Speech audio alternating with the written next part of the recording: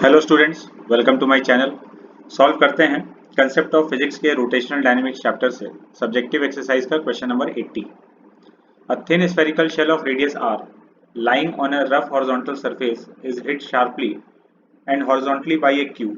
Where should it be hit so that the shell does not slip on the surface? Situation ये है कि एक thin spherical shell है, इसको एक स्टिक से, एक क्यू से हिट किया जा रहा है शार्पली, मतलब एक इम्पल्स दिया गया। तो सेंटर से कितने डिस्टेंस ऊपर इसको हिट किया जाए सो दैट ये स्लिप नहीं करे, मतलब हिट करते ही ये रोलिंग स्टार्ट कर दे, ग्राउंड से स्लिपिंग ना हो। तो सॉल्व करते हैं। मान लेते हैं सेंटर से x डिस्टेंस ऊपर इसको इम्पल्स दिया गया j। अच्छा, कितना इम्पल्स दिया गया है इससे कोई फर्क नहीं पड़ने वाला, कहाँ दिया गया है उस पर डिपेंड करेगा कि स्लिपिंग होगा या नहीं होगा। तो x डिस्टेंस ऊपर इम्पल्स दिया गया इसको j, और इम्पल्स देते ही ये रोलिंग स्टार्ट कर दिया। सेंटर के पास वेलोसिटी v है और एंगुलर वेलोसिटी ओमेगा है, तो रोलिंग कर रहा है।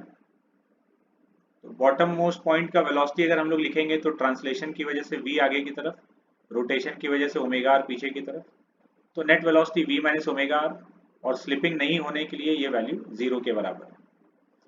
तो v equal to omega r, जो कि रोलिंग का कंडीशन भी है, डायरेक्टली भी हम लोग लिख सकते थे। अब हम लोग को x का वैल्यू फाइंड करना है सो दैट स्लिपिंग नहीं हो। तो हम लोग ये v और ओमेगा का वैल्यू कैलकुलेट करेंगे और इस इक्वेशन में पुट कर देंगे। v और ओमेगा, ये इम्पल्स देने से जो इसके पास वेलोसिटी और ओमेगा आ चुका है, ये हम लोग कैलकुलेट करने के लिए दो इक्वेशन अप्लाई करने वाले हैं। एक impulse equal to change in momentum, और दूसरा angular impulse equal to change in angular momentum. तो इन दोनों इक्वेशन से हम लोग v और ओमेगा निकालेंगे और इस इक्वेशन में सेटिस्फाई कर देंगे। तो पहले हम लोग अप्लाई किए impulse equal to change in momentum v find करने के लिए। तो इम्पल्स लगाया गया है j, तो इम्पल्स हो गया j, final momentum m into v, और इनिशियल मोमेंटम 0 रेस्ट पर था, तो v का वैल्यू आ गया j बाई m। दूसरा इक्वेशन हम लोग लिख रहे हैं angular impulse equal to change in angular momentum, angular impulse equal to change in angular momentum about centre of the sphere. ai angular impulse equal to change in angular momentum. तो इस diagram में देखते हैं, ये centre है, centre से x distance ऊपर impulse लगा है j, तो एंगुलर इम्पल्स हो गया j इंटू एक्स,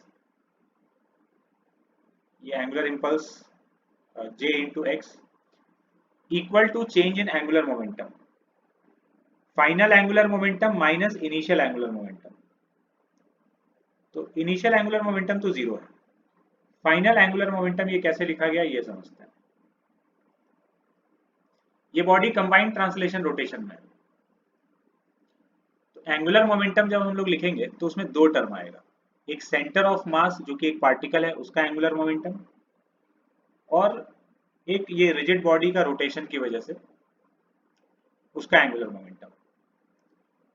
तो सेंटर के अबाउट ही देख रहे हैं, तो सेंटर के अबाउट सेंटर का एंगुलर मोमेंटम 0 हो जाएगा क्योंकि परपेंडिकुलर डिस्टेंस 0 है। और तो पहला वाला टर्म जो ट्रांसलेशनल मोशन की वजह से एंगुलर मोमेंटम आता है वो वाला टर्म 0 हो गया, और रोटेशनल मोशन की वजह से जो आएगा उसको लिखेंगे I इंटू ओमेगा। तो वही यहाँ पर लिखा हुआ है, पहला वाला टर्म तो 0 था, सेकेंड वाला term I into omega, hollow sphere है तो moment of inertia I is 2/3 mr square into omega, यहाँ से ओमेगा का वैल्यू आ गया। अब ये v और ओमेगा हम लोग इस इक्वेशन में सेटिस्फाई करा देते हैं, v equal to omega r. तो v का वैल्यू पुट कर दिए, ओमेगा का वैल्यू हम लोग पुट कर दिए, इससे x का वैल्यू आ गया 2r/3। इतने डिस्टेंस पर अगर हम लोग हिट करेंगे हॉलो स्फीयर को तो वो विदाउट स्लिपिंग रोल करता हुआ आगे बढ़ जाएगा।